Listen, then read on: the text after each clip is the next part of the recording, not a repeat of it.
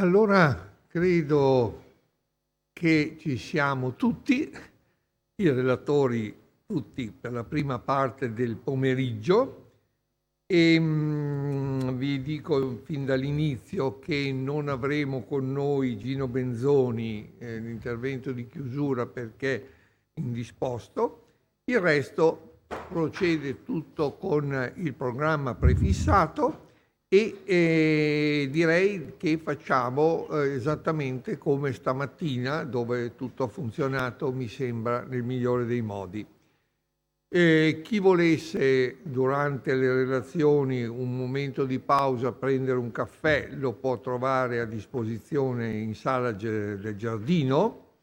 E poi invece pensavamo appunto di fare in successione diretta i primi 3 interventi, di avere poi un momento di pausa a metà pomeriggio e poi concludere con gli ultimi 2 interventi.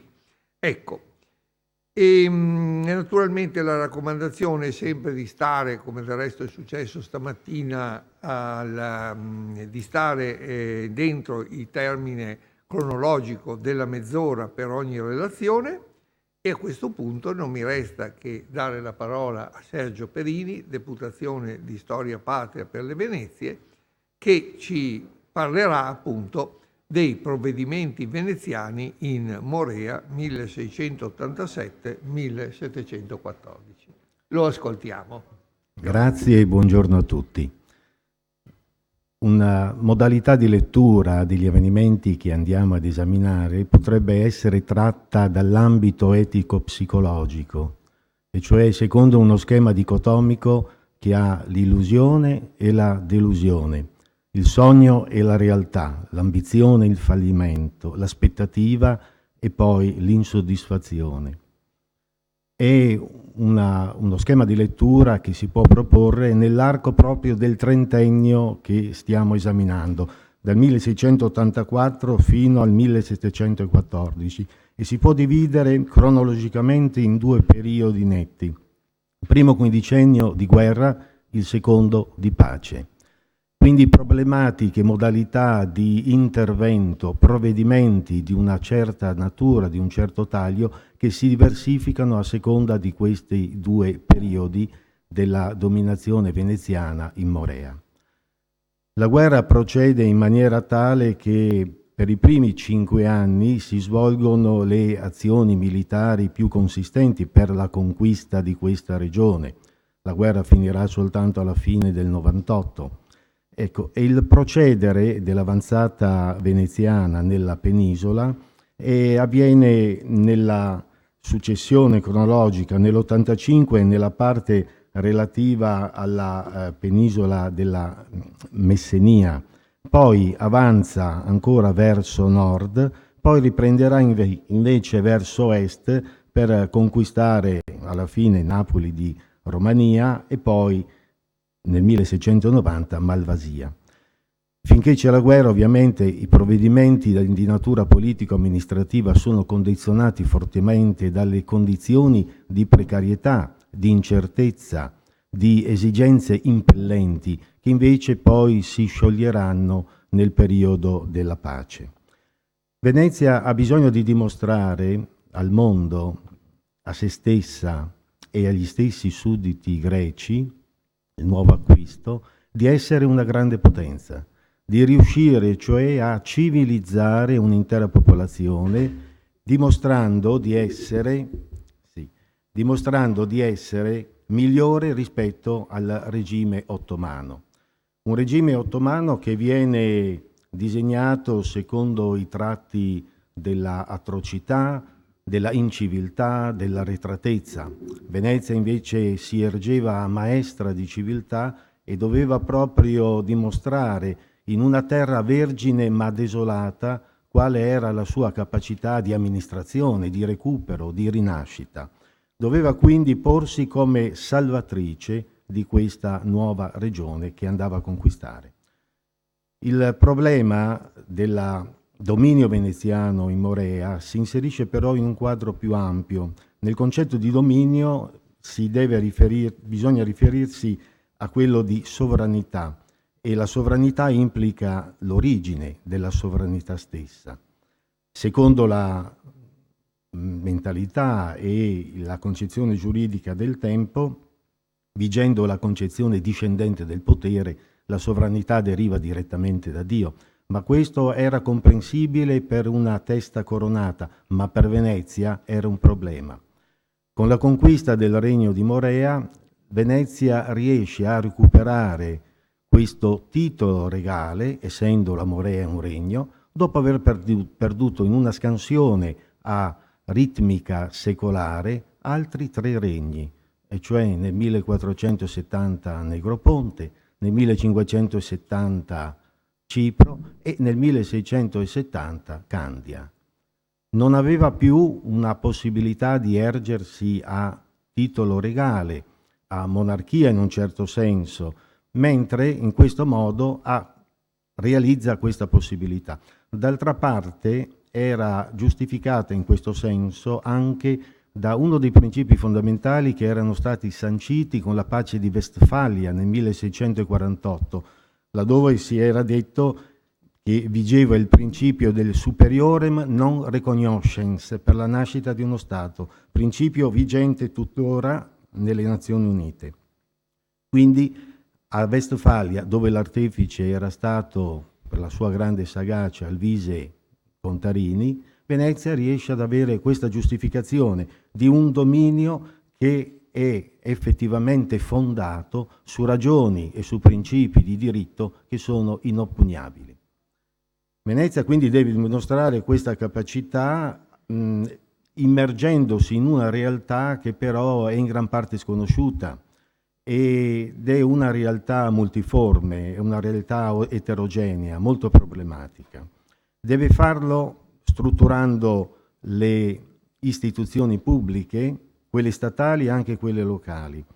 Deve inserirsi in questa realtà per plasmarla anche dal punto di vista economico, nonché da quello sociale. Quindi è chiamata ad un compito immane che deve in qualche modo espletare per poter essere stimata nuovamente nell'ambito internazionale, come lo era stata mezzo secolo prima. Bene, dal punto di vista della struttura statale, Venezia impone una struttura di tipo gerarchico piramidale. Al vertice c'è il provveditore generale alle armi nel regno di Morea, che sarà coadiuvato da 2 provveditori straordinari. Poi in ogni provincia, ognuna delle 4 province, Acaia, Romania, Messenia e Laconia, ci sarà un provveditore. Ci saranno provveditori anche locali nelle 16 comunità in cui è ripartito il territorio. Ovviamente ognuno di questi delegati deve rispondere alla superiore, al diretto superiore. Infine il vertice risponde direttamente al Senato e al Pien Collegio. Quindi c'è uno stretto rapporto per cui le direttive che vengono diramate dal centro, dalla capitale, trovano poi esecuzione nella realtà. Bisogna però precisare che i compiti di questi organi sono compiti abbastanza ampi, perché vista la distanza, vista anche la scarsa conoscenza del territorio e della popolazione, viste le emergenze belliche che erano ancora in corso, non c'era la possibilità di demandare in una forma tradizionale il potere dal centro alla periferia. Quindi un'autonomia di giudizio, di valutazione e anche di intervento molto ampia per quanto riguarda questi organi di governo rappresentativi della Serenissima.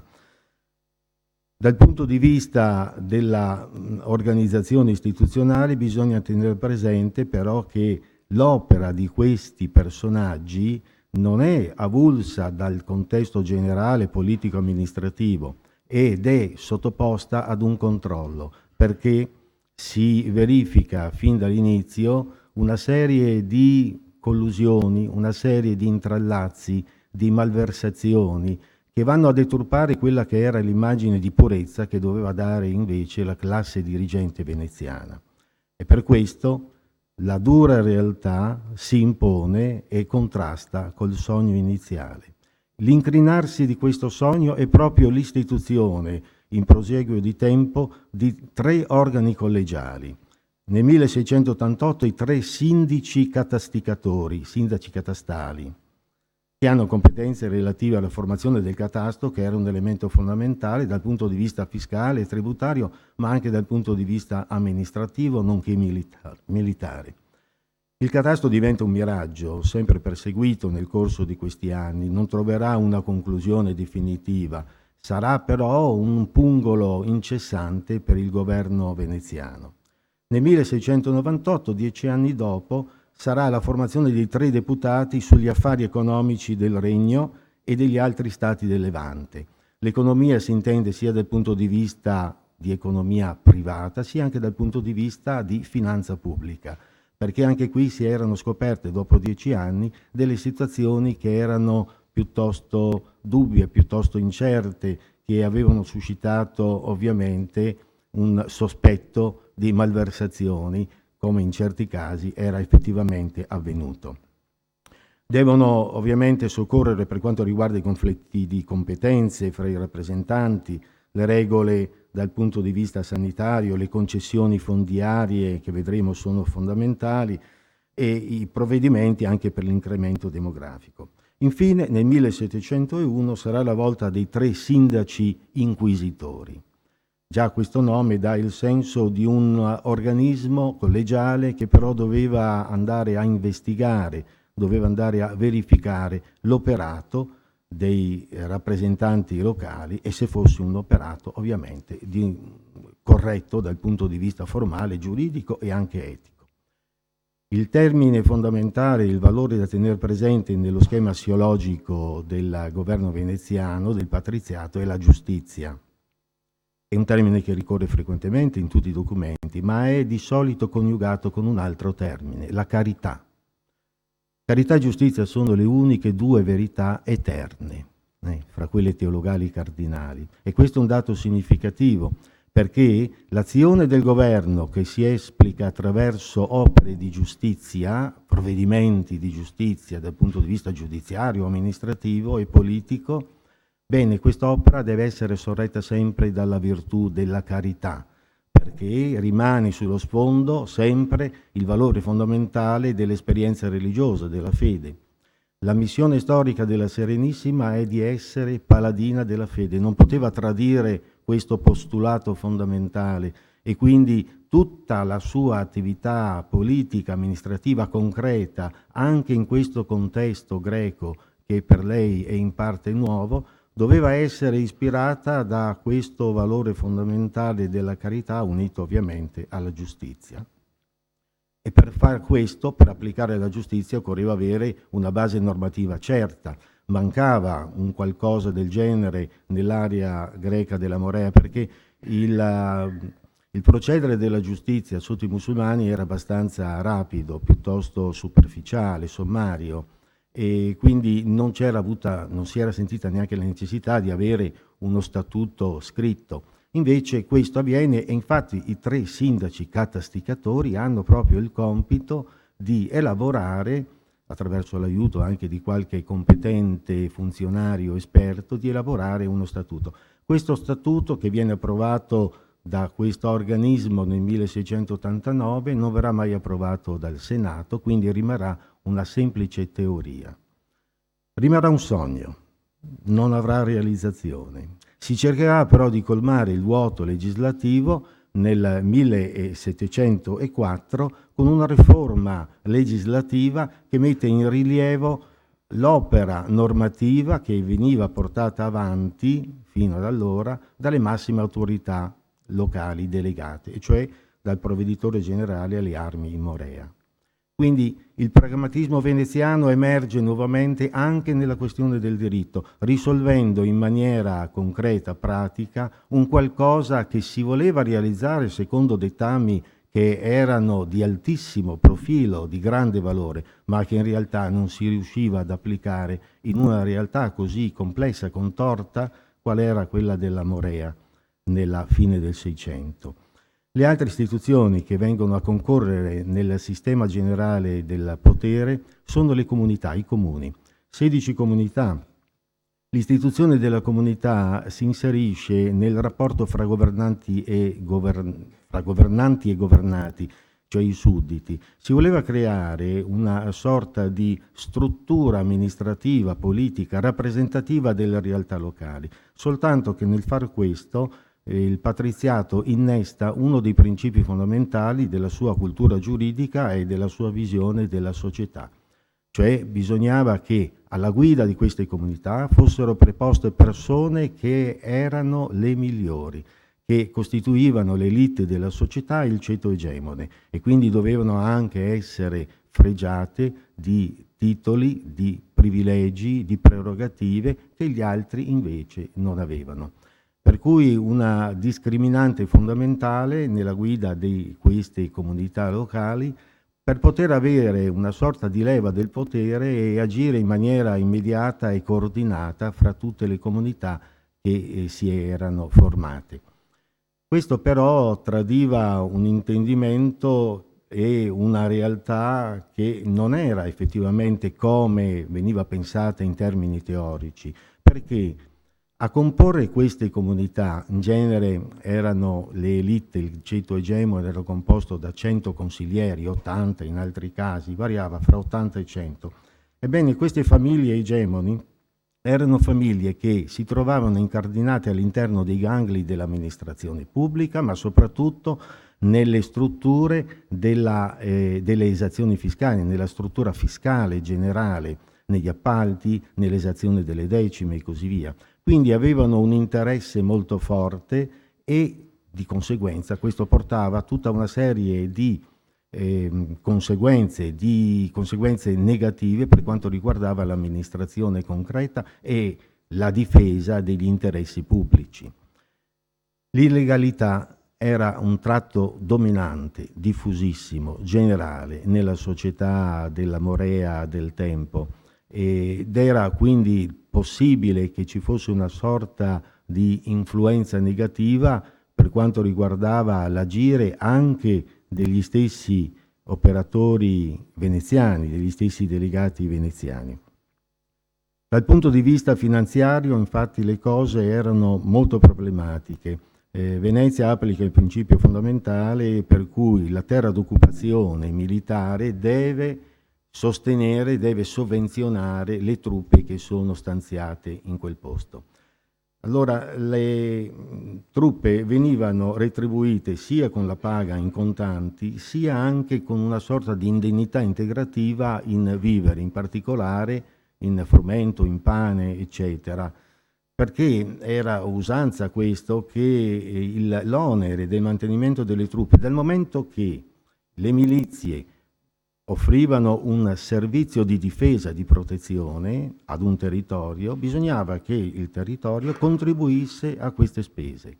Era una logica che si inseriva nella logica fondamentale del rapporto fra governanti e governati, nel senso che esisteva un bilanciamento molto stretto fra l'offerta da parte del potere pubblico e la richiesta che veniva ovviamente imposta ai sudditi, come contraccambio di un servizio che era fondamentale, perché lo Stato si poneva come Stato tutore e in questo caso la Morea era considerata proprio una creatura in età ancora minorile, per cui bisognava che avesse un curatore e questo curatore era lo Stato che si ergeva a guida proprio di questo. D'altra parte il regno era effettivamente sotto la minaccia perché fino al 98 è in corso la guerra con vicende alterne, però è pur sempre una minaccia e i turchi hanno un potere che agli occhi dei veneziani è ancora molto forte e quindi questa insidia persiste. C'è un'altra minaccia dall'esterno, e cioè i corsari, 1600 chilometri di sviluppo costiero. La Morea ha una sorta di diametro da est a ovest di circa 100 km nel suo corpo, da sud a nord 200 km circa, grosso modo. Quindi uno sviluppo costiero che consente una serie di incursioni da parte dei corsari, dei pirati, che tengono sempre sotto minaccia, costituiscono un assillo pressante per quanto riguarda le popolazioni costiere innanzitutto. Bisogna quindi apprestare una difesa per questo, e allora le forze armate, la flotta in particolare, alcune unità ovviamente, servivano proprio per pattugliare e presidiare tutta l'area costiera, o quasi tutta, in modo tale da dare un senso di sicurezza alle popolazioni, perché questo è uno dei punti fondamentali. Bisognava che tutto l'apparato militare, sia quello di difesa statica con le varie piazze forti distribuite lungo le coste e che vengono in qualche modo restaurate dai veneziani durante il periodo bellico e anche dopo, ovviamente in misura diversa a seconda delle posizioni strategiche. Ebbene, bisognava infondere nelle popolazioni che erano terrorizzate dopo alcuni anni di guerra un senso di sicurezza, e questo senso di sicurezza lo dava innanzitutto l'immagine della forza militare, sia quella edilizia e sia quella fisica, corporea proprio dei reparti militari. Le forze armate si dividevano ovviamente nella armata, che stazionava di solito a Napoli di Romania, e quindi questa regione della Romania, questa provincia, era quella che doveva mantenere più delle altre, perché era a diretto contatto con l'armata, sovvenzionarla, ecco, dal punto di vista anche alimentare, oltre che tutto il resto. Poi, per quanto riguarda la forza militare fondamentale al mantenimento dell'ordine, e quindi anche di questa sicurezza di cui dicevo prima, è la cavalleria. La cavalleria era un reparto polifunzionale, quindi aveva la necessità, l'onere di servire lo Stato non soltanto come reparto militare, con spostamenti rapidi da un luogo all'altro, ma anche proprio come reparto di polizia per mantenere l'ordine e anche per le esazioni fiscali, in quanto c'era una resistenza abbastanza diffusa e strenua da parte dei sudditi che non volevano certamente pagare le tasse e le decime, per cui bisognava forzarli con reparti di cavalleria che potevano espletare questo compito. Non c'era una guardia di finanza, ecco, che potesse in qualche modo sobbarcarsi di quest'onere. Il problema della cavalleria però era l'acquartieramento. La flotta rimaneva pressoché inerte per circa 8 mesi all'anno, la cavalleria 7 mesi, i periodi autunnali, i mesi autunnali e invernali.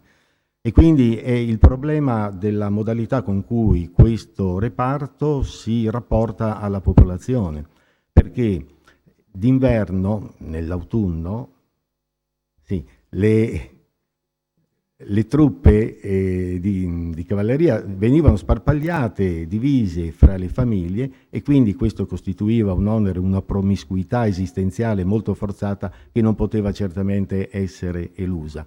Ci sarà un cambiamento, una trasformazione, ecco uno dei provvedimenti fondamentali che vengono attuati da Francesco Grimani alla fine del Seicento, e cioè la trasformazione di questo onere di natura concreta, esistenziale e ovviamente anche materiale, perché bisognava provvedere ai soldati che venivano alloggiati nelle case, con una imposta in termini monetari, per cui tutto questo avveniva in maniera più rapida, più semplice e meglio sopportata dalla popolazione. Un altro punto a tenere presente, se osservate la cartina, Corinto, l'istmo di Corinto, quella era la linea fortificata di Corinto, perché era l'unico punto attraverso il quale i turchi potevano entrare nuovamente, come durante la guerra entrarono più di qualche volta nel corpo della Morea.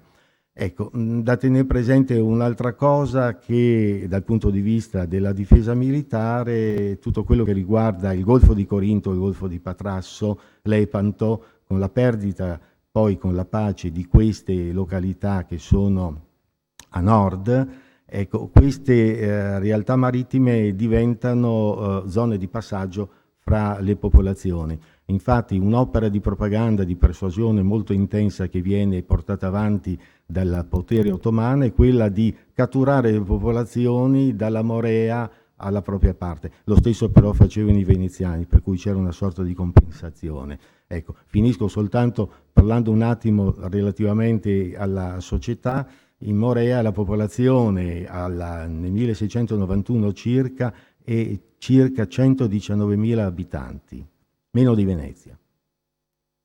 10 anni dopo, nel 1701, è 176.000 abitanti, il 50% in più. È una realizzazione demografica straordinaria, perché in tempo di guerra il tasso di natalità o rimane costante, addirittura scende, ci sono immigrazioni, eccetera. Il che significa che l'apporto attraverso il flusso di immigrazione è stato notevolissimo, e in questo ovviamente Venezia ha dato la possibilità di essere una potenza che sa gestire anche queste emergenze, pur con tutti i suoi limiti. Rimane però il dato di fatto che nel momento in cui si passa dalla esaltante impresa eroica quando le armi tacciono e si arriva alla dura realtà, si trova la prosaica realtà di una popolazione che aveva bisogno di tutto, che aveva un paesaggio sconvolto, bisognava ricostruire il tessuto sociale, il tessuto economico. In Morea non c'era neanche un bastimento, in Morea non sapevano pescare. C'era soltanto una produzione un po' di sale a Termis nella penisola, però dal punto di vista così produttivo non aveva sto granché. Aveva ovviamente un allevamento ed erano veramente appassionati di allevamento, in particolare l'allevamento ovino. D'altra parte questo era un'attrattiva per Venezia, perché senza pecore non si poteva fare la guerra. Venezia si trova di fronte a una realtà quindi che non è quella del sogno e del dominio, e si può dire, parafrasando, no, richiamando un verso del Leopardi, all'apparir del vero, tu misera cadesti. Grazie.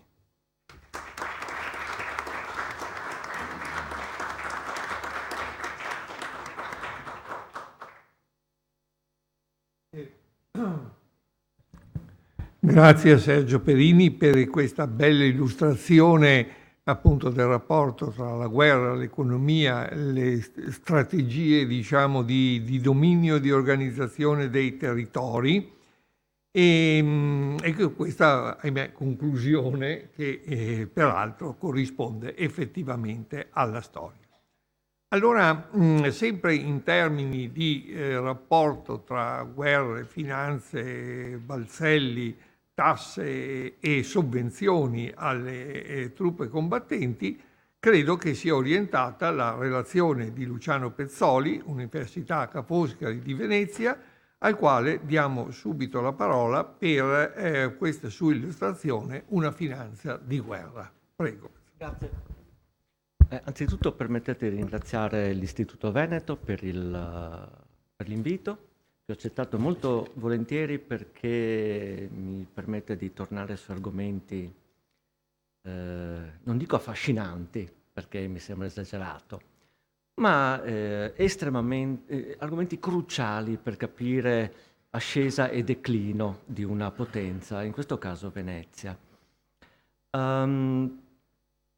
L'obiettivo del mio intervento è quello, oltre a illustrare alcuni aspetti del finanziamento ordinario e straordinario delle guerre seicentesche, è quello di cercare di,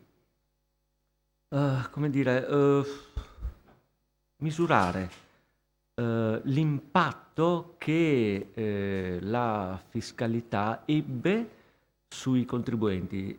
In altri termini, come i contribuenti reagirono all'incremento della fiscalità straordinaria, e in seconda battuta quella di proporvi dei confronti con altri sistemi finanziari molto rapidamente in base ai bilanci, cioè Inghilterra e Olanda soprattutto, per vedere un po' se ci sono delle analogie e se ci sono delle differenze tra Venezia e altri paesi.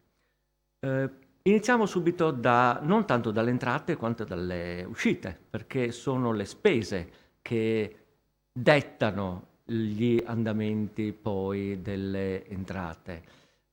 Qui vediamo stime in base ad alcuni bilanci seicenteschi e del 1710 dell'andamento della spesa statale veneziana in chilogrammi di argento. Perché? Perché così le cifre sono deflazionate.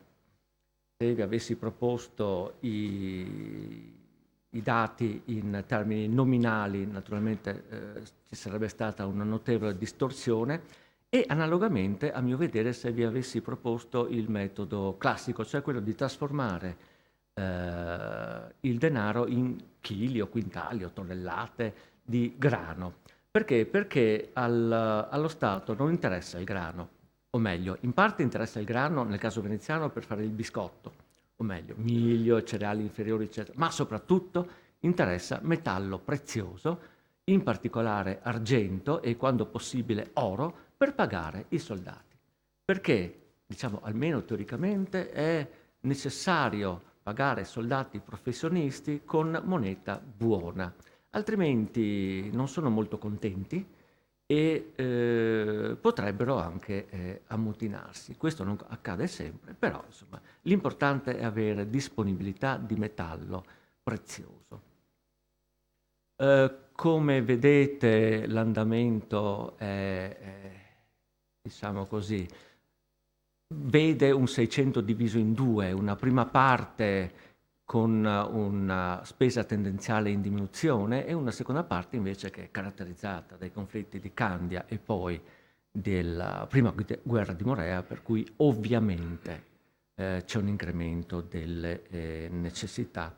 Le spese quasi raddoppiano in termini strutturali tra la prima metà del 6 e seconda metà del XVII secolo. Quali sono le voci principali? Beh, ovviamente spesa bellica e servizio del debito, che serve per finanziare la spesa militare nel breve. E quindi, come vedete, in azzurro i costi della macchina militare, che prevalgono ovviamente nella prima metà del 600. Perché? Perché Venezia, nonostante non sia impegnata in grandi guerre, ancora negli anni 20 e 30 del secolo mantiene una struttura militare un po' sopra, diciamo, i livelli normali, perché per motivi di sicurezza ai confini, coinvolgimento nella politica dell'Italia centro-settentrionale, insomma è una finanza ancora sotto tensione.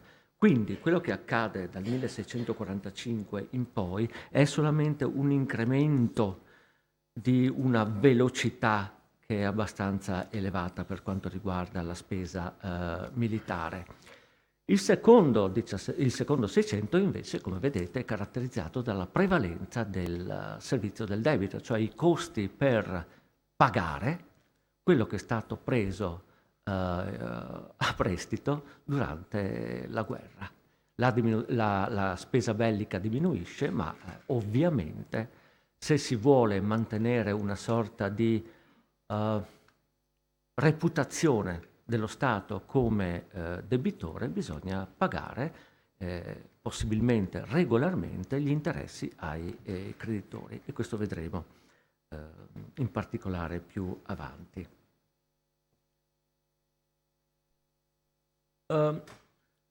Un aspetto mi sembra interessante che i dati finanziari ci offrono riguarda la distribuzione territoriale della spesa statale, in altri termini la redistribuzione.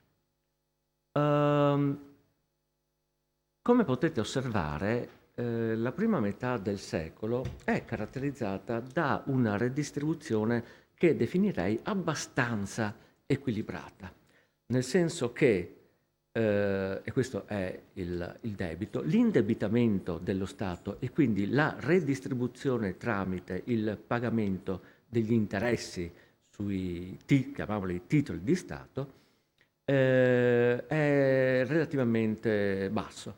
Quindi in gran parte i titolari del debito sono veneziani e quindi ho assegnato al servizio del debito Venezia. Come vedete, la situazione è abbastanza, ripeto, equilibrata, più o meno. Il Levante non è particolarmente importante nella prima metà del secolo E quello che è interessante però è che i costi dell'armata, cioè la flotta, e tutto l'apparato logistico della flotta sono molto elevati, anche prima della guerra. Questo riprova che la macchina bellica è pronta, in un modo o nell'altro, ad affrontare un conflitto che si dimostrerà comunque molto lungo. Passata la guerra, qui siamo le colonne centrali, quella del 1670, vedete che il debito è la spesa più importante e il debito va a avvantaggiare Venezia, mentre c'è stata una forte riduzione dei costi, naturalmente, della guerra. Non appena il giorno dopo che viene siglato un trattato di tregua o pace, si ordina immediatamente di smobilitare tutto quel che è possibile smobilitare per cercare di risparmiare il più possibile. Quindi, e anticipo uno dei punti della conclusione, chi si avvantaggia della guerra a notare, a osservare i dati dei bilanci generali è la capitale stessa e molti cittadini. Questo magari servirà come spunto per la discussione. Come si risponde a queste necessità crescenti? Aumentando le imposte, naturalmente, in una maniera o nell'altra. Qui vi presento alcuni dati comparativi che considerano il periodo tra la metà del 5 e gli inizi del 700, più o meno sincronici per quanto riguarda in particolare l'Inghilterra, l'Olanda, la Francia, la Castiglia, Venezia e poi, diciamo, a destra l'impero ottomano. Se noi cerchiamo di tracciare una gerarchia, vediamo che Venezia non è tra le grandi potenze che dispongono di un potenziale finanziario estremamente elevato. Vedete da un lato l'Inghilterra che conosce tra 6 e soprattutto tra 6 e 700 un incremento straordinario delle proprie capacità fiscali e finanziarie. Il gruppo di colonne a sinistra e analogamente l'Olanda. L'Olanda per certi versi può essere paragonata alla Repubblica di Venezia in termini di popolazione, densità urbana, struttura politico-istituzionale, grosso modo. E vedete che l'Olanda già a metà del 500,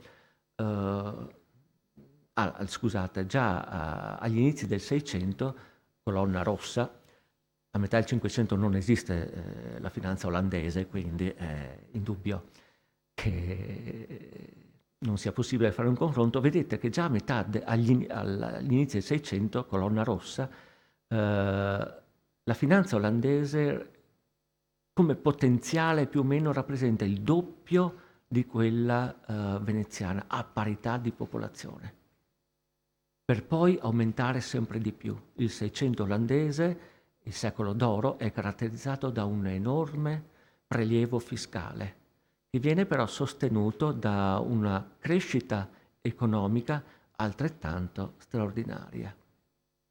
Venezia e Castiglia sono due casi diversi di stati forti, potenti, ma che si basano su un tessuto economico molto meno dinamico rispetto a Inghilterra e Olanda, come vedremo tra breve. Venezia invece diciamo che può essere considerata una media potenza, con sul piano finanziario una inferiorità rispetto all'impero ottomano, ma nello stesso tempo vedete che gli ottomani sono di gran lunga inferiori alle grandi potenze occidentali.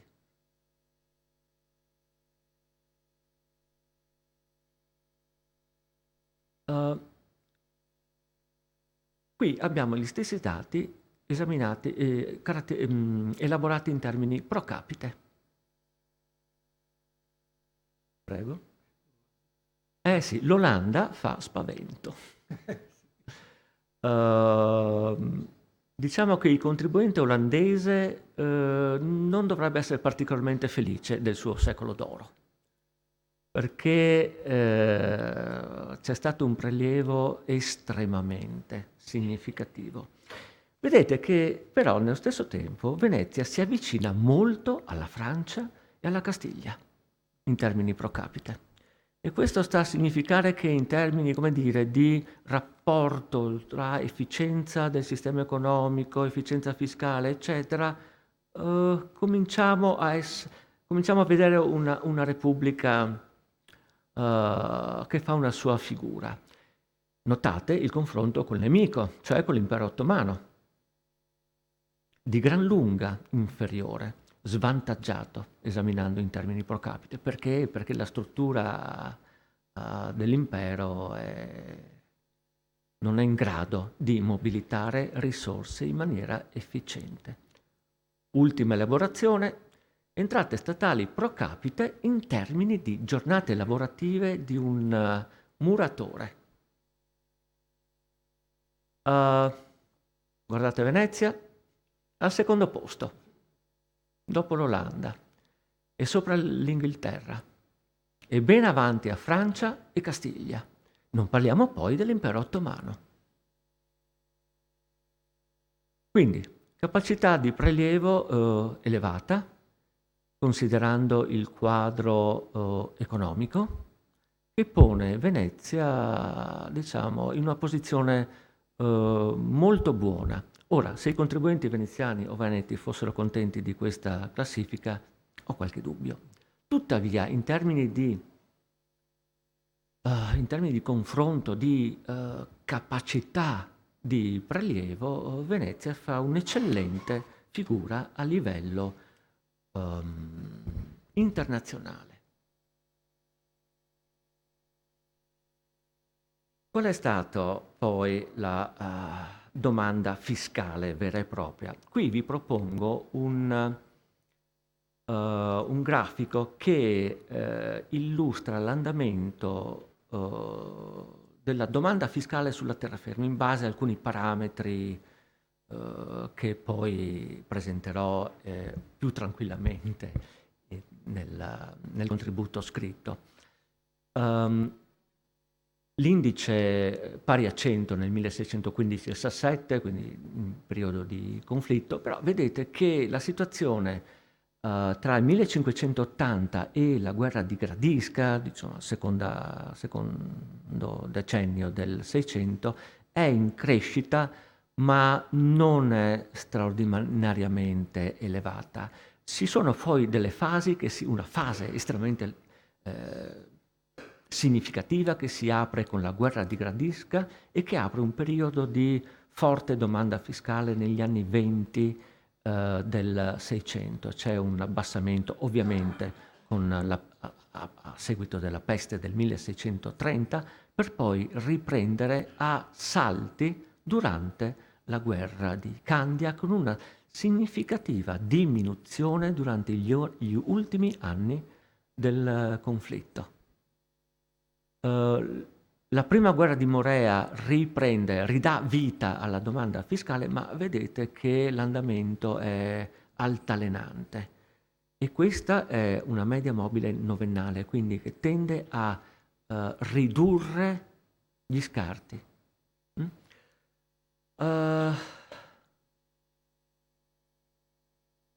Cosa potremmo dire su questo grafico? Che la situazione certamente bellica, seicentesca, ha richiesto un prelievo elevato, ma che il quadro non è così drammatico come suppliche, lamentele, eccetera, avrebbero potuto far credere.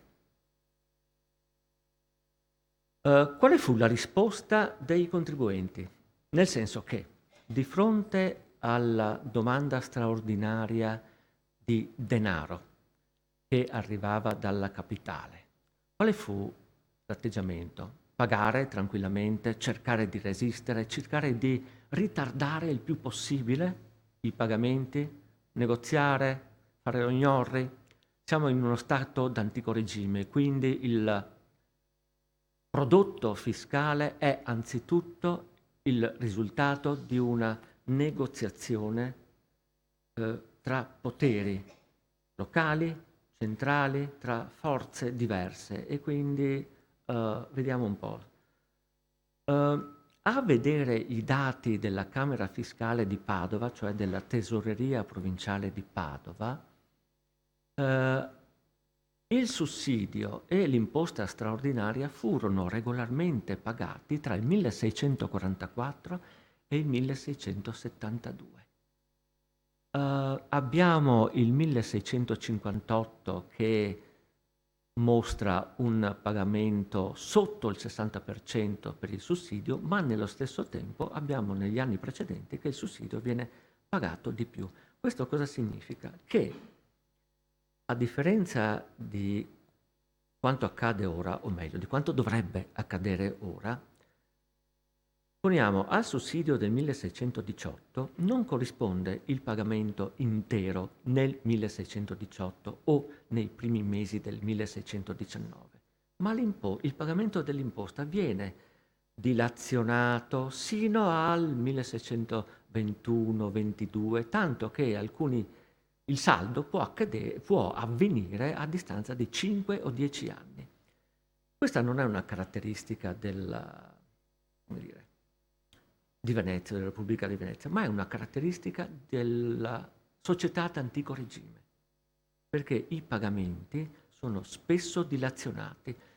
A seguito di cosa? Perché? Perché gli strumenti di pagamento, cioè la moneta metallica, non è sempre facilmente a disposizione e quindi si cerca di dilazionare. Primo. Secondo, generalmente i debiti vengono pagati con grande ritardo. I tempi sono diversi. Vi propongo qui un caso specifico, quello della tansa cosiddetta insensibile, vale a dire dell'imposta straordinaria che viene decretata dal governo veneziano inizialmente per reclutare galeotti, cioè rematori volontari.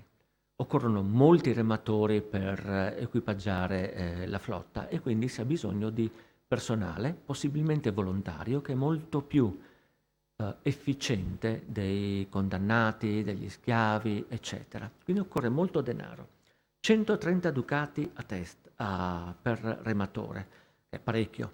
Considerate che il salario di un mastro muratore, cioè di un artigiano specializzato, di Venezia era all'incirca, grosso modo, di 100 ducati all'anno. Quindi 130 ducati è una somma notevole, e per forza, perché bisogna attrarre rematori volontari. Qui abbiamo la tansa istituita tra il 1647 e il 1606, le tanse istituite tra il 47 e il 67.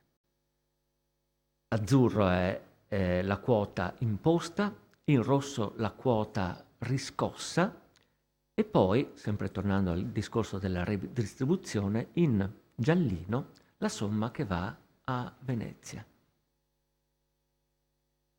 L'immagine che abbiamo è piuttosto positiva, direi, perché gran parte di quello che avrebbe dovuto essere raccolto dalle scuole, dalle confraternite, dalle arti di lavoro nelle città e nelle comunità di terraferma è riscosso. Buona parte. Abbiamo grosso modo una percentuale che è attorno al 10-12% di non riscosso, che è molto buona. Se voi osservate i dati anche recenti che sono stati pubblicati su quanto avrebbe dovuto essere, quanto si dovrebbe riscuotere da certe imposte in Italia attualmente e quanto arriva alle tesorerie, vedete che la percentuale non è molto distante rispetto a questa della tansa insensibile. Molto arriva a Venezia, giustamente, perché lì è una tassa di, come dire, di scopo, cioè bisogna pagare i rematori. I rematori vengono reclutati per lo più a Venezia, quindi gran parte del denaro arriva a Venezia, solo una parte minima rimane in loco per costi di amministrazione e gestione. Quindi in questo caso l'imposta straordinaria è efficiente. Perché? Perché si trattava di una guerra giusta contro il turco, contro il nemico della fede. Può darsi, perché c'era un sistema di riscossione minaccioso. Qui comincio ad avere qualche dubbio, perché dobbiamo sempre pensare a uno Stato d'antico regime, i cui strumenti di coercizione solitamente non sono particolarmente efficaci. È molto meglio la trattativa e la negoziazione rispetto alla coercizione. Poi, ovvio che in casi clamorosi bisogna mandare i cappelletti, cioè i cavalieri slavi, a convincere i contribuenti. Qui abbiamo però un'altra immagine. Abbiamo visto a Treviso, i trevigiani si sono dimostrati degli eccellenti contribuenti. Un'immagine che mostra gli arretrati di imposta della Tansa del 1651.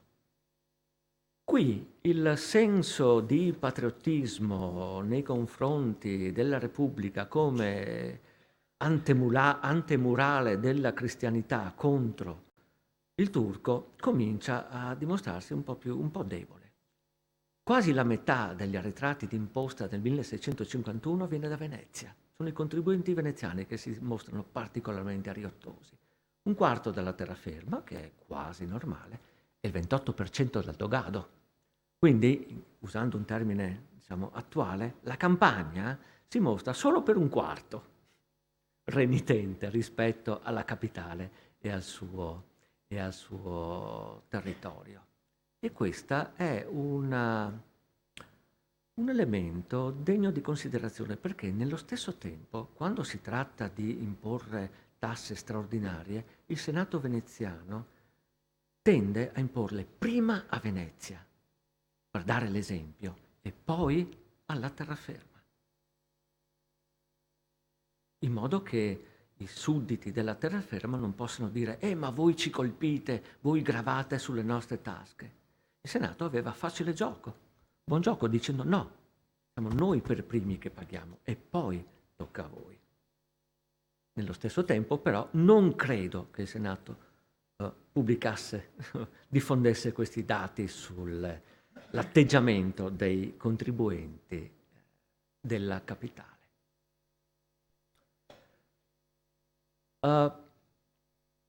Abbiamo visto prima che rispetto alle grandi potenze e anche allo stesso impero ottomano, i bilanci statali veneziani erano in svantaggio, però il grande vantaggio di Venezia e dell'Occidente rispetto agli ottomani, ai cinesi, agli indiani, ai giapponesi, eccetera, era che gli stati occidentali avevano a disposizione il più potente strumento di finanziamento, cioè il debito.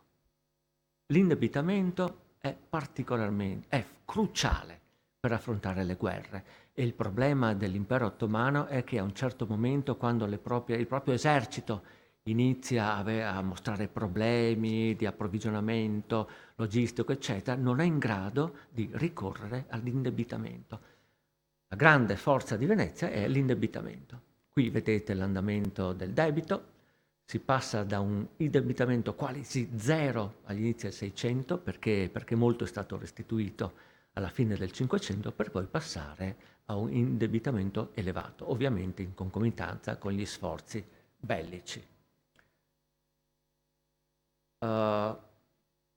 Si cercano strumenti nuovi per indebitarsi, puntando sui vitalizi ad esempio, cioè impegnandosi a pagare un elevato tasso di interesse sino a che il prestatore non muore. Una volta morto, il capitale rimane nelle mani del governo e si smette di pagare l'interesse. 12-14%, quindi molto elevato. Qui, ultima slide che vi propongo, il tasso di interesse a confronto tra Venezia azzurro, Olanda rosso, Francia verdino e fine del 600 Impero ottomano. Ma attenzione, a differenza degli altri tassi, quello ottomano è un tasso di interesse sul mercato privato, perché non avendo debito pubblico non ho dati sui titoli di Stato. Il tasso di interesse è l'evidenza quantitativa più importante per valutare l'efficienza di un sistema finanziario. Più basso è il tasso di interesse, più un sistema finanziario è credibile e quindi efficiente. Rispetto all'Olanda, Venezia, l'Olanda che è il mercato finanziario più importante, più sviluppato dell'Europa seicentesca, vedete che Venezia non fa una brutta figura. Salvo naturalmente durante la guerra, ma anche gli olandesi sono impegnati in guerra nello stesso periodo, eppure pagano il loro debito in maniera, diciamo, a minor costo, per vari motivi politico-istituzionali e anche economici. Ma nello stesso tempo vedete che Venezia paga meno rispetto alla grande potenza francese. Si tratta di un debito credibile e, caratteristica del Seicento, vi è anche una quota di investitori stranieri, non solo forestieri della terraferma, ma anche stranieri, genovesi, olandesi, forse, che investono nel debito veneziano, a significare della credibilità. Gli ottomani, invece, se avessero dovuto prendere a prestito sul mercato, emettendo titoli pubblici, avrebbero dovuto pagare un interesse quasi triplo rispetto ai veneziani, con costi paurosi per la finanza del sultano. In conclusione, la finanza veneziana è una finanza ad antico regime, con limiti e vincoli tipici dell'antico regime. I veneziani riescono però a finanziare le proprie guerre con un indebitamento che è particolarmente efficiente, che attrae denaro e quindi permette di mantenere i tassi di interesse relativamente bassi.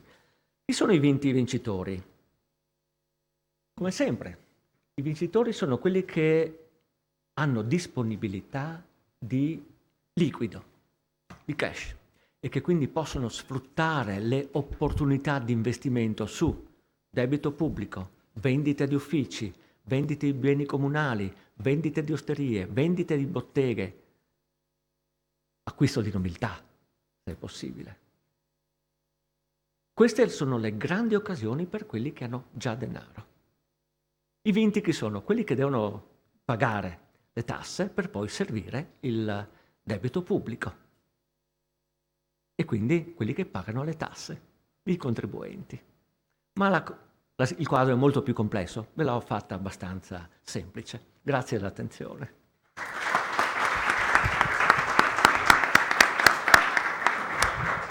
Grazie nostro a Luciano Pezzolo per la chiarezza con cui ci ha esposto questo quadro complesso. Tradizionalmente le sfere mie letterarie e storiche sono un po' in difficoltà di fronte a questi conteggi, però con molta chiarezza, e che spiega molto naturalmente delle strategie anche della Repubblica nei vari momenti, in un arco lungo di questa contesa attorno a Creta e alla Morea. Benissimo, allora dai provvedimenti legislativi, dall'organizzazione politica all'organizzazione finanziaria, ha un altro aspetto, quello forse più clamoroso a livello di cronaca, della guerra di cui stiamo parlando, e quindi delle implicazioni del nostro Morosini. Siamo appunto all'episodio clamoroso del bombardamento della bomba sul Partenone, delle successive spoliazioni, polemiche e così via, che mettono in pericolo e magari anche cancellano queste antiche vestigia di celebri ed erudite memorie. e di queste ci parlerà Irene Favaretto, socio dell'Istituto Veneto e docente dell'Università di Padova. Prego. Intanto vorrei ringraziare di questa bellissima idea l'Istituto Veneto. Io nutro per Francesco Morosini sentimenti alternativamente di odio e di amore.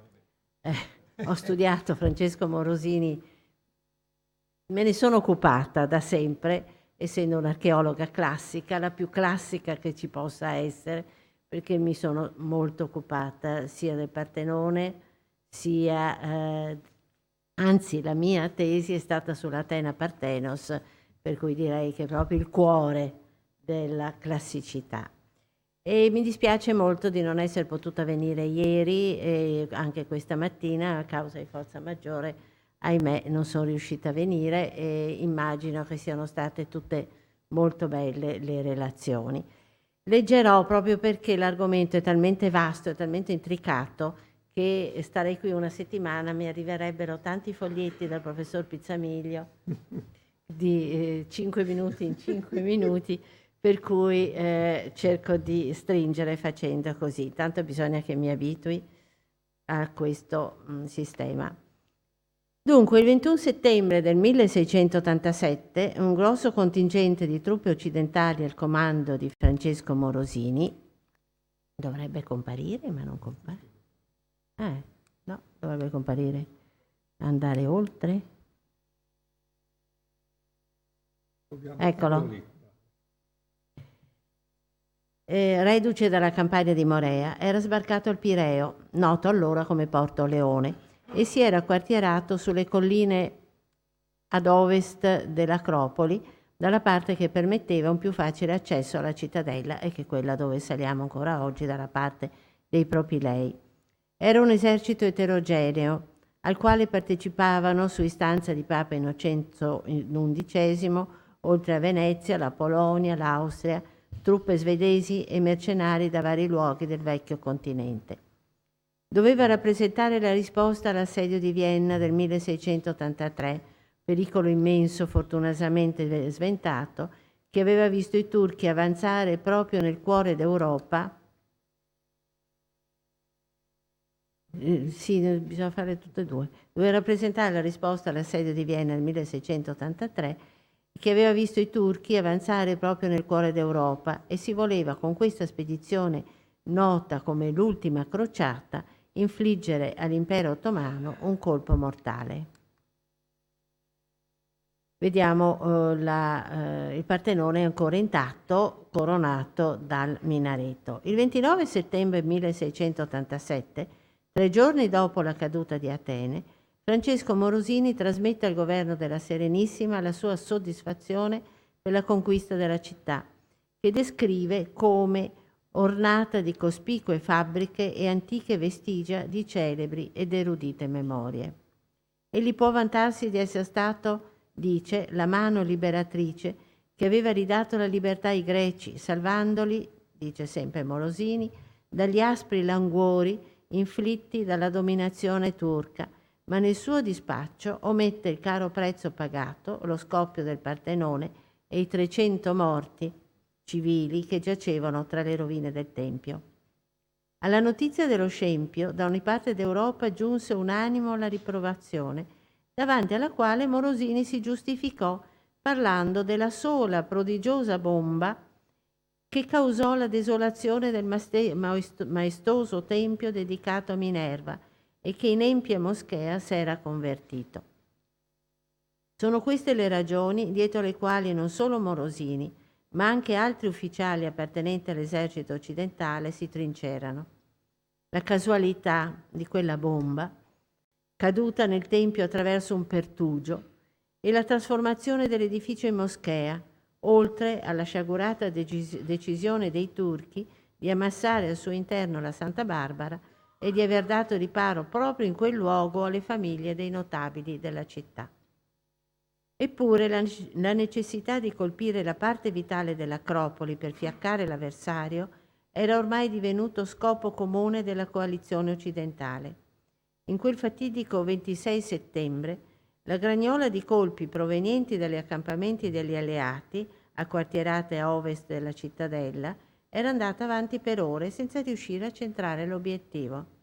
Vi furono accese discussioni che andarono avanti per un bel po' tra il bombardiere al servizio di Morosini, Antonio Mottoni, conte di San Felice, accusato da Otto Wilhelm von Königsmarck, a capo delle truppe svedesi, di fare dei tiri troppo corti, finché un tenente anonimo delle truppe tedesche del Lüneburg riuscì all'intento centrando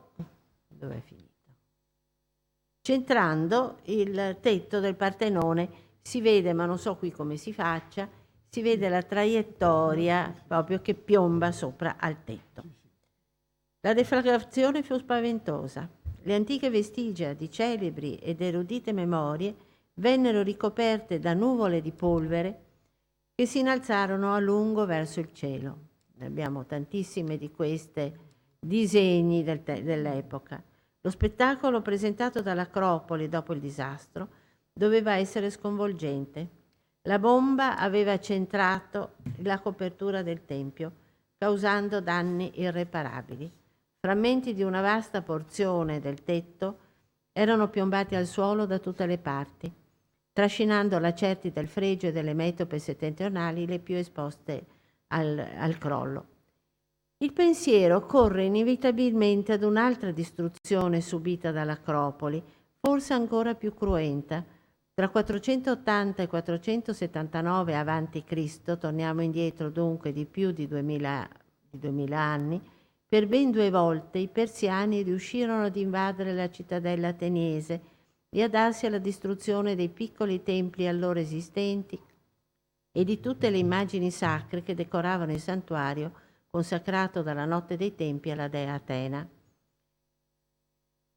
L'insperata e prodigiosa vittoria che nel 479 a.C. pose fine alle guerre persiane spinse gli ateniesi sopravvissuti ad accostarsi con venerazione a quelle rovine considerate sacre perché innalzate entro il recinto della dea.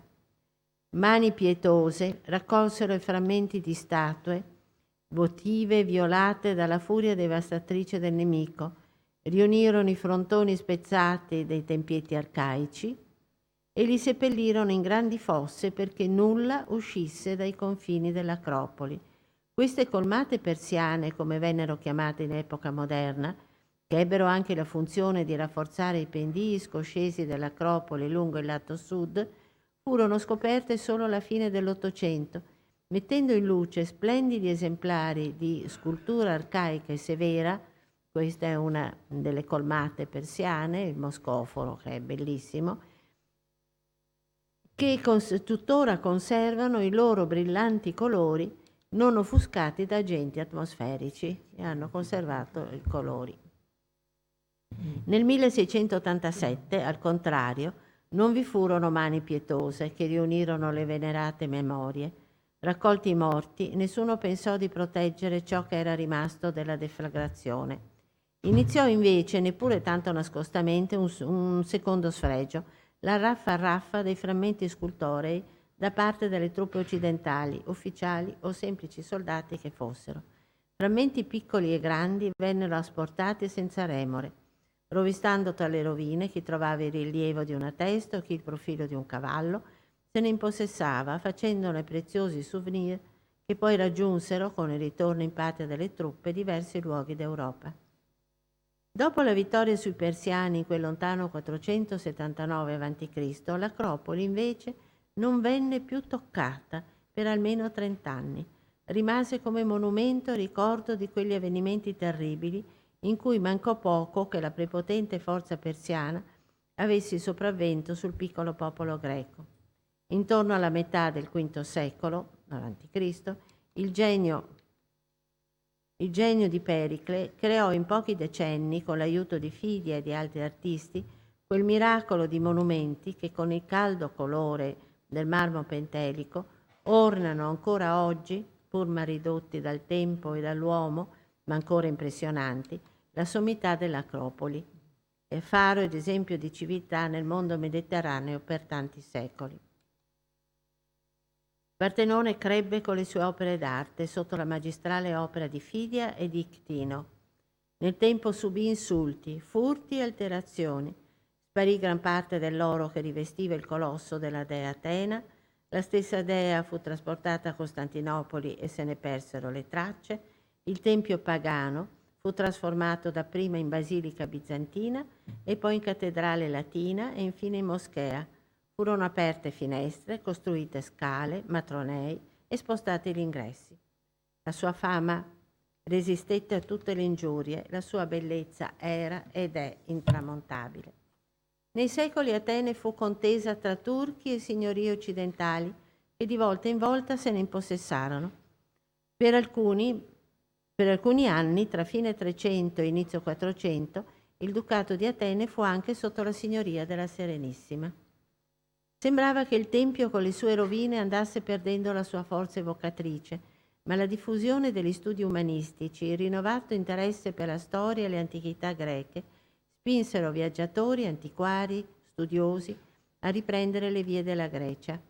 Per 2 volte, nel 1436 e poi nel 44, Ciriaco d'Ancona si recò ad Atene, restando affascinato davanti al Partenone. Suoi sono dei disegni che, se non denotano la mano di un artista, sono preziosi, questo è il frontone ovest, ancora intatto, per l'immagine che ci restituiscono del tempio e delle sue decorazioni. Ciriaco aperse la strada a tanti personaggi che vennero attratti dai monumenti ateniesi, personaggi che ebbero la fortuna di vedere il Partenone prima dello scempio del 1687 e perciò ancora, se non integro, in buono stato. Intorno alla metà del 600 si installarono ad Atene i monaci cappuccini e subito dopo i gesuiti. Tollerati dai turchi e sicuro rifugio per i viaggiatori stranieri, cappuccini e gesuiti lasciarono delle ottime testimonianze, questa viene da Bassano, sullo stato dei monumenti dell'Acropoli. Una sequenza di vedute della città e dell'Acropoli, conservate in più copie tra loro poco differenziate, ci propongono un'Atena dal profilo ancora intatto con il Partenone, caratterizzato dal minareto che svetta sopra il tetto del tempio. Sono attribuite a uno o più disegnatori operanti intorno al 1670 nella cerchia dei Cappuccini. Nel 1673 giunse ad Atene la spedizione dell'ambasciatore Charles-François Ollier, marchese di Nointel. Al suo seguito, che è al centro, al suo seguito vi era un pittore, da alcuni studiosi identificato in Jacques Carré, da altri ritenuto invece un anonimo disegnatore. Chiunque sia stato, è a lui che riconosciamo il merito di aver disegnato, utilizzando matite a 2 colori, il nero per lo sfondo e il rosso per le figure, l'apparato decorativo del Partenone pochi anni prima della sua semidistruzione. Le cronache del Tempio raccontano che il disegnatore impiegò una quindicina di giorni a compiere l'opera, riprendendo le figure dal basso e perciò secondo la visione naturale di quanti si accostavano al Tempio. Preziosa testimonianza perché permetterà non solo di rendersi conto di quanto della decorazione andrà poi perduto con lo scoppio causato dalla bomba, ma anche per poter dare, come vedremo, una precisa collocazione, seppure ideale, nel contesto delle raffigurazioni partenoniche a quelle di Siecta Membra asportate dallo scoppio. Questo è sempre una parte del frontone ovest, ricordiamoci quei cavalli, dopo ne sentiremo parlare. Durante l'inverno del 1675-76 passò alcuni mesi ad Atene Jacques Spon, un erudito lionese, medico ed antiquario, che lasciò ampie descrizioni del Templum Minerve, pubblicate nel 1678 insieme al suo amico Wheeler, insieme anche ad incisioni che mostrano il Partenone con la copertura ancora intatta ma senza il minareto. Sono praticamente le ultime immagini che noi abbiamo degli anni precedenti la catastrofe. Numerosissime sono anche le immagini che ritraggono il momento dello scoppio, immagini che dovettero duplicate e talvolta enfatizzate, girare per tutta Europa, aumentando il senso di orrore davanti allo scempio compiuto. La lettura di Erodoto e di Pausania, la diffusione delle tante cronache e descrizioni medievali moderne ponevano nuovamente al centro degli interessi di eruditi ed amanti delle glorie del passato la Grecia e i suoi monumenti. Molti altri viaggiatori intrapresero il viaggio verso Atene, disegnando le rovine rimaste, in particolare un secolo o poco meno dopo lo scoppio di Partenone, nel 1781, vi giunse, al seguito del conte Choiseul Gouffier, Louis-François Sébastien Fauvel, un archeologo, ecco la sua casa ad Atene, un archeologo e topografo di grande cultura e di grandi capacità artistiche, che aperse la strada con le sue precise descrizioni della Grecia ai numerosi filelleni che ne seguirono le orme. Una trentina di anni dopo giunse ad Atene con idee ben più bellicose il nuovo ambasciatore inglese a Costantinopoli, Thomas Bruce, settimo duca d'Elgin. La storia è nota. Partita con la richiesta dalle autorità turche di disegnare ed eseguire dei calchi della decorazione in Partenone, nel 1801 cominciò invece il distacco dalle pareti del Tempio di un gran numero di metope, quelli in migliore stato, della maggior parte del fregio e di numerose figure dei due frontoni est e ovest. Il bottino, ottenuto con un congruo compenso in denaro, caricato su vari battelli, giunse a Londra. Qui vediamo dei saggi che discutono sugli autori delle sculture che si pensava fossero del tempo di Adriano invece che di Fidia. Ma ancora oggi la vicenda non sembra conclusa, viste le insistenze del governo greco perché le sculture di Fidia ritornino, se non nella collocazione originale, almeno nel nuovo museo dell'Acropoli, dalle cui ampie vetrate entra prepotente il profilo del Partenone. È un museo bellissimo, assolutamente vuoto, che fa un effetto terribile, proprio perché c'è il Partenone davanti e dentro non c'è niente. Calchi. Depositata al suolo la polvere sollevata dallo scoppio causato dalla bomba del 26 settembre 1687 e dal frantumarsi dei marmi caduti dall'alto del Tempio, cominciarono le ruberie dei frammenti che procurarono danni ancora maggiori. Neppure Francesco Morosini fu esente da questo desiderio di riportare in patria un qualche trofeo. Il suo intento fu tanto ambizioso quanto disastroso. Egli volle impossessarsi dei cavalli della biga della dea Atena del frontone ovest, allora rimasti ancora intatti. Quale migliore preda da condurre Venezia dei due splendidi cavalli rampanti, da avvicinare ai 4 cavalli bronzei, frutto di un altro bottino, quello della Quarta Crociata? Ma le cose non andarono così. Tese le funi, imbragati i cavalli, qualcosa nell'operazione non funzionò e le sculture piombarono miseramente al suolo, andando in 1000 frantumi. Qui Morosini si fermò, ma sembra che i suoi propositi fossero di togliere dal frontone altre figure. Quel frammento di testa di cavallo è forse uno dei cavalli della biga di Atena. Altri furono più fortunati, e tra questi lo stesso segretario di Morosini, Felice Gallo, il quale si impossessò dell'unica testa femminile sopravvissuta dei 2 frontoni. È una delicata, bellissima testa uscita dalla mano di Fidia, che oggi si vuole identificare con Iris, la messaggera degli dei, che stava sul frontone ovest nella zona di destra. Anche in questo caso il rinvenimento recente di un frammento di spalla ha dimostrato che la testa non è caduta in seguito allo scoppio, ma peggio ancora è stata divelta dalla mano dell'uomo. In effetti nell'Atene Attica di Francesco Fanelli del 1707 l'autore accenna alla sparizione di tante teste, mani e piedi dalle sculture del Partenone dovuta, dice, alla avidità di quanti consideravano terra di nessuno le rovine dell'Acropoli. La testa presa dal Gallo ebbe varie vicende. Rimase a lungo a Venezia, in casa appunto di Felice Gallo, che stava vicino all'Accademia, poi passò nelle mani dello scultore Gaetano Ferrari e dopo qualche tempo venne acquistata da Giovanni Davide Weber, un colto collezionista e imprenditore veneziano di origini tedesche. Alla fine, dopo molte insistenze, il conte Joseph de Laborde riuscì ad acquistarla dal Weber, sul letto di morte del Weber, nel 1843 e a portarsela a Parigi, ma dopo qualche anno la testa finì al Louvre, dove si trova tuttora, insieme ad una lastra del fregio est e ad un frammento di metopa, giunte però per vie diverse, e questo fa vedere come sotto c'è il disegno del carré sul quale si è sovrapposto quello che rimane del corteo delle fanciulle del fregio est.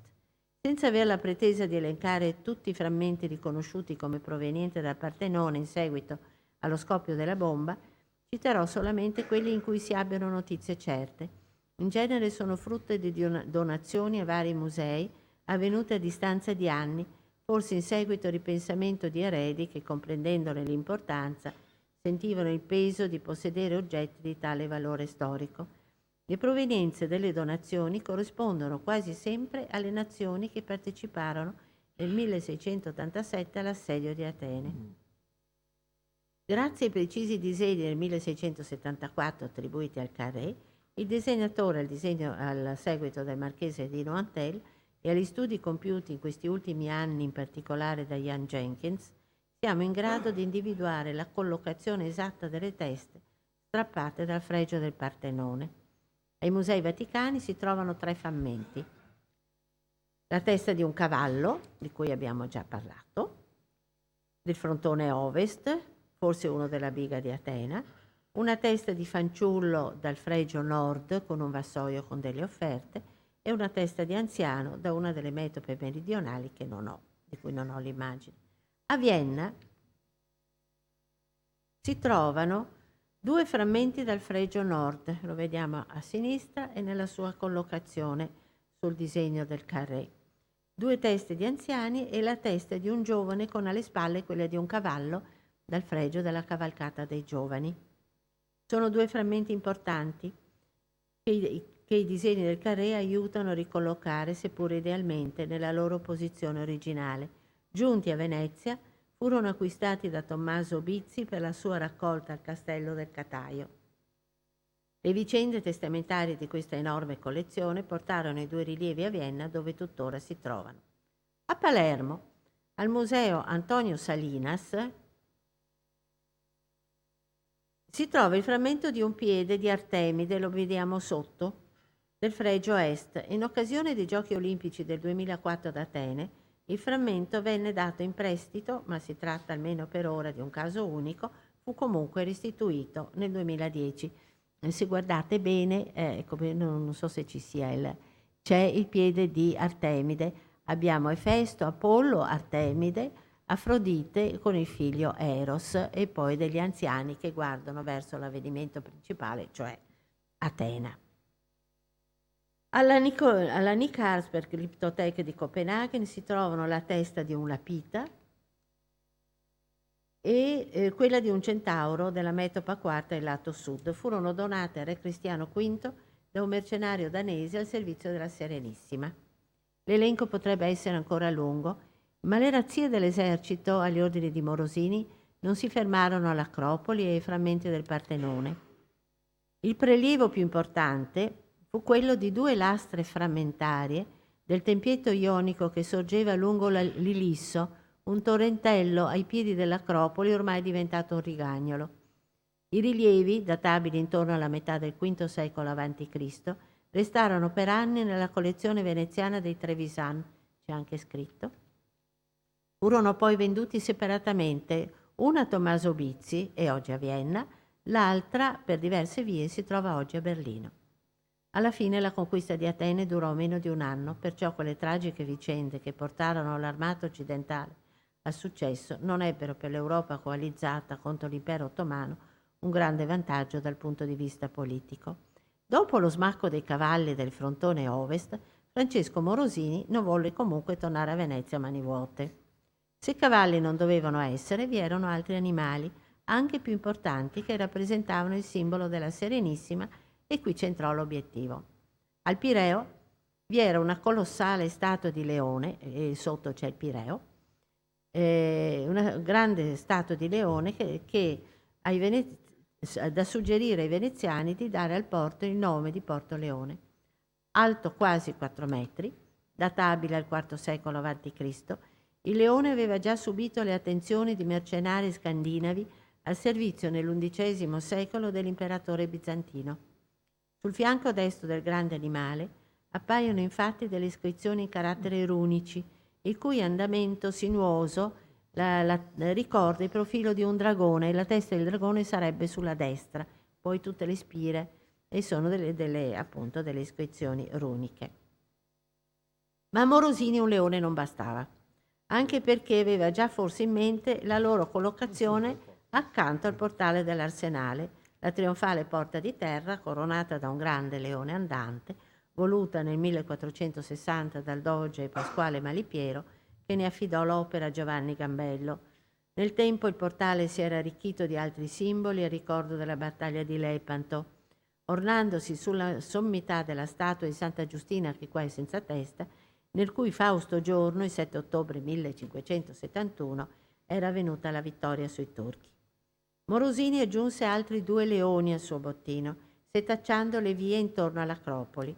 Il primo, che per proporzione poteva fare da pandan a quello del Pireo, essendo lungo più di 3 metri, era un leone accovacciato, tratto forse da un monumento funebre lungo la via sacra vicino al tempio dell'Ephaisteon che guarda verso l'Agorà, e più o meno della stessa epoca del leone precedente. Il terzo leone non fu una scelta felice. Più che un leone sembra essere una specie di cane molosso. Questi 2 leoni giunti a cefali vennero restaurati con grandi teste sproporzionate rispetto al corpo, forse per dar loro un maggior senso di aggressività e potenza. Vi è un quarto leone accanto al portale, sistemato tra il leone accovacciato e il pseudomolosso, e questo è storicamente forse il più importante di tutti, ma il suo arrivo a Venezia è da collocarsi in epoca posteriore all'avventura ateniese. Qui non ho capito bene quando sia arrivato e se per caso non abbia fatto parte del bottino di Morosini. Anche questo brutalmente completato con una grande testa, è invece un leone snello dai fianchi scavati, che gli conferiscono un aspetto famelico, senza nulla togliere all'eleganza del corpo allungato. È più antico degli altri 3 di almeno un paio di secoli, siamo nel VI secolo, e proviene senza ombra di dubbio dalla terrazza dei leoni dell'isola di Delo, dove insieme ai suoi compagni che ancora si trovano in situ, avevano il compito di atterrire il navigante sprovveduto che avesse l'ardire di accostarsi all'isola sacra di Apollo. Alla fine Morosini non fu forse tanto dispiaciuto di aver dovuto rinunciare dei cavalli per dei felini. Noto infatti era il suo amore per i felini, soprattutto quelli domestici, e in particolare per la gatta, che gli fu fedele compagna anche nelle battaglie, i cui miseri ossicini sono conservati a tutt'oggi in una teca del Museo di Storia Naturale, a memoria di un coraggioso e valoroso combattente, di un doge ammirato e osannato dal popolo, che vedeva in lui un eroe, da quel che si sa anche un gran misogeno, dal carattere ambizioso ed arrogante, che però si inteneriva davanti alle grazie sinuose di una gattina. Grazie. E questo. E io, amando i gatti, in questo mi riconoscono i Morosini. È quello, la vicinanza e il comune amore per i gatti. Benissimo, grazie allora Irene Favaretto per questa altra bellissima relazione. Come avete visto siamo passati dai territori, peraltro intersecati, della politica a quelli della finanza bellica, a quello dei bottini di guerra e delle varie partecipazioni di tutti coloro che, entrando nelle prime 2 vicende, poi sono anche nella terza. Bene, allora ringrazio i relatori di aver rispettato perfettamente i tempi. Direi che abbiamo tempo per qualche domanda, 10 minuti, un quarto d'ora al massimo, e poi concederci una pausa di 10 minuti per riprendere puntuali entro le 4:30 per le ultime 2 relazioni. Se allora qualcuno ha delle domande, prego.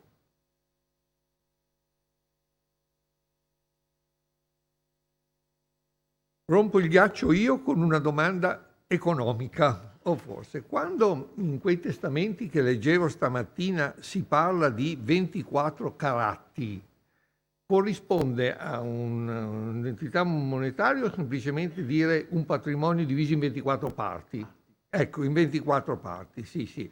Ecco, perché appunto le due versioni del testamento di Candia di cui parlavo stamattina riportano l'una semplicemente la divisione in 24 carati, l'altro riporta 3 a uno, 3 all'altro e così via, ma vuol dire una parte, allora esattamente, e rifarò un attimo di considerazioni in sede di atti per vedere perché a uno ne dà 4, perché l'altro ne dà 6. Ecco, vedremo anche quello, ancora una volta, per congiungere l'operazione bellica al peso politico di costoro e di questi soldi che ovviamente non portano a casa, mentre invece Morosini qualcosa porta a casa, e poi anche Marino Zozzi ci racconterà cosa c'era dentro nella casa di Morosini a Santo Stefano, che era veramente un museo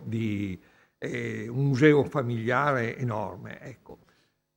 Allora, ancora qualche domanda? Qualcuno che... Ecco, prego. Ecco, col microfono, grazie. D'altra parte, ecco, benissimo. No, volevo chiedere a Luciano Pezzolo se possiamo fare una differenza per quanto riguarda il peso della fiscalità su Venezia e sulla terraferma, se c'è da fare qualche distinzione per quanto riguarda il finanziare la flotta o finanziare appunto l'esercito, le truppe di terra.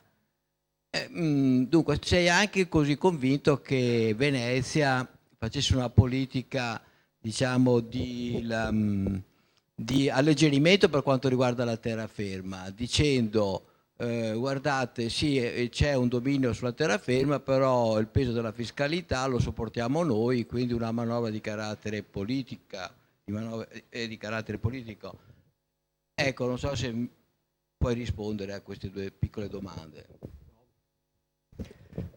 Dunque, ancora nel Seicento Venezia è l'area da cui la finanza pubblica trae la maggior parte delle risorse. Perché? Perché a Venezia confluiscono traffici, perché ci sono le dogane, eccetera. Il problema politico è soprattutto per le gravezze, cioè le imposte dirette. Quelle sono oggetto di negoziazione, eccetera.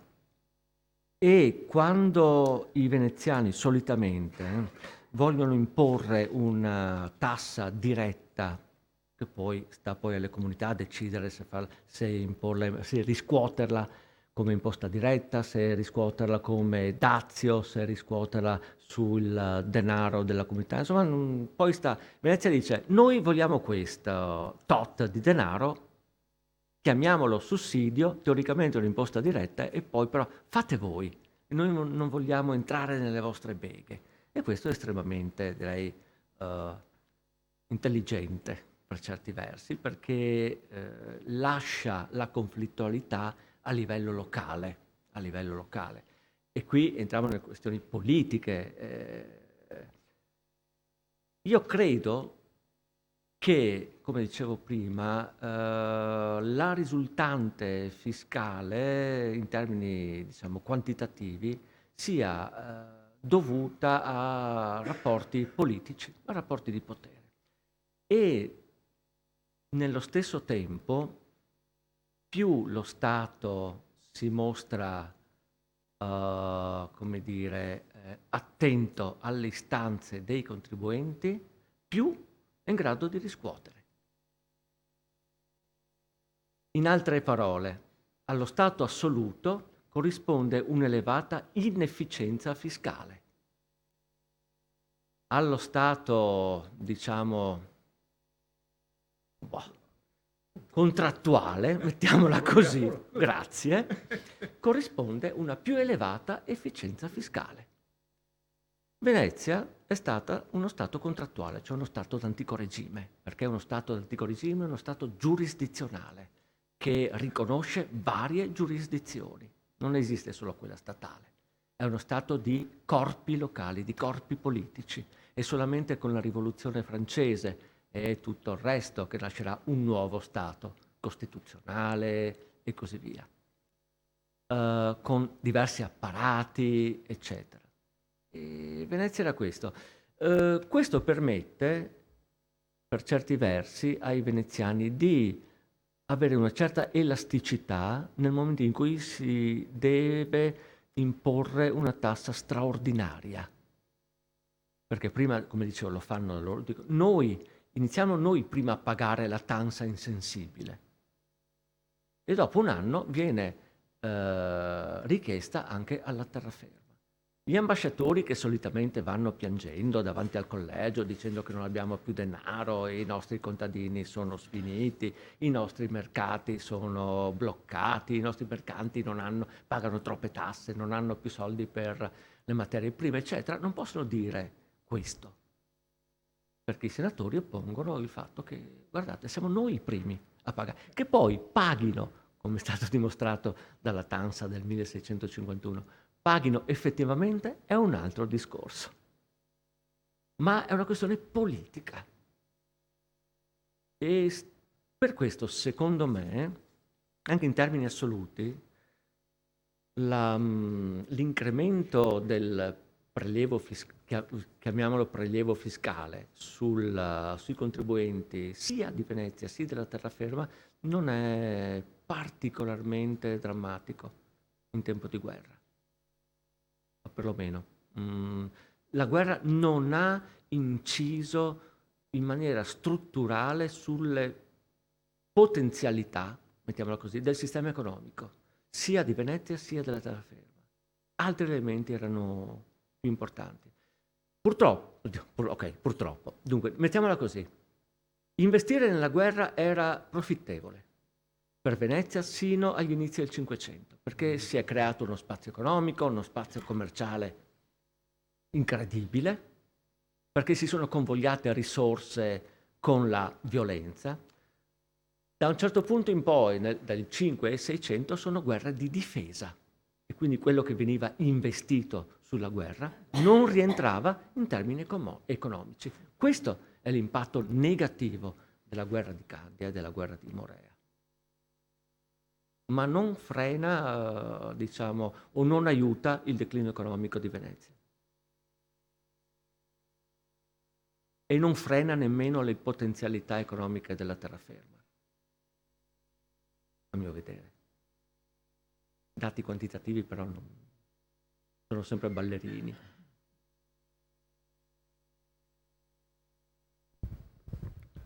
Sì, quello appunto che sottolineava ora Pezzolo è proprio la stessa impressione che, leggendo ancora una volta la monografia di Damerini nei singoli passaggi, evidentemente lavorando molto su documenti anche se non li cita esplicitamente, di volta in volta in questo momento della guerra allora vengono richiesti finanziamenti, allora il nobile tale, il nobile tal'altro, e sempre prima in città e poi eventualmente un'altra somma in terraferma nell'azione magari successiva, tanto sono tutte ravvicinate, proprio questo meccanismo.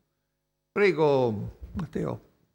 Sì, anche io avevo una domanda per Lucio che poi tra l'altro anche in parte ha già risposto. A me interessava proprio, ho trovato molto interessante la tua presentazione, una visione dal punto di vista della società, appunto come la società subisce gli effetti della guerra. Hai già in parte risposto che, se ho ben capito, che il prelievo fiscale non era così imponente come si potesse prevedere. Allora a questo punto le domande sono comunque due. La prima è dal punto di vista della società veneziana, quindi possiamo dire che questa società, pur in un 600 militare, almeno a quella della città, perché non ho familiarità con la terraferma, rimane una società tutto sommato non in crisi da un punto di vista economico, non possiamo dirlo. La seconda domanda, che mi interessa più a me per le ricerche sul patriziato, allora alla fin fine il famoso contributo dei 100.000 ducati da parte di queste famiglie ha un effetto reale, cioè contribuisce poi di fatto all'economia di guerra, o risulta invece minore rispetto ad altre entrate. Grazie.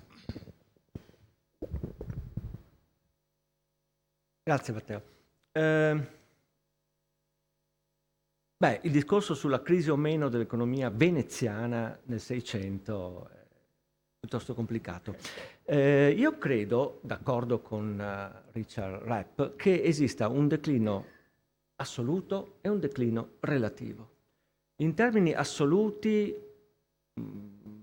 credo che, diciamo, la ricchezza della città sia rimasta più o meno simile. In termini relativi, però, rispetto ad altri concorrenti, il declino è indubbio.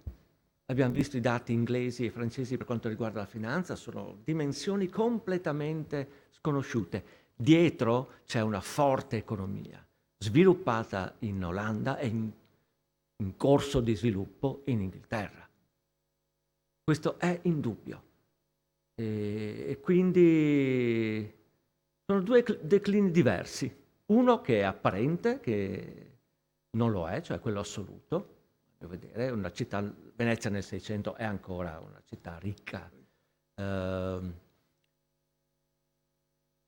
andate a vedere la mostra al Canaletto, ci sono delle vedute ambivalenti. Nel Settecento però. Nel Settecento è diverso. E le vedute ottocentesche sono drammatiche, un altro mondo. In termini relativi sì, c'è stato, insomma, era meglio essere un mercante olandese nel Seicento piuttosto che veneziano, mettiamola così. L'effetto dei contributi, quindi dell'acquisto della nobiltà, dunque sono più o meno 1.200.000 ducati, grosso modo, che corrisponde al disavanzo di un anno, più o meno. Ho fatto grosso modo dei calcoli grossolani. Non è una cifra strepitosa. Se è vero, com'è plausibile che la guerra sia costata attorno ai 125.000 milioni di ducati, più o meno? Avevo fatto i conti, ma non importa. Siamo all'1%. Si raccoglie molto di più con il debito pubblico e anche la tanza insensibile arriva a quel gettito. Poco più, attorno a 1.500.000 ducati, senza vendere nessuna nobiltà. Però, insomma, è stata un'operazione politica, quella notevole, perché una casta si è aperta.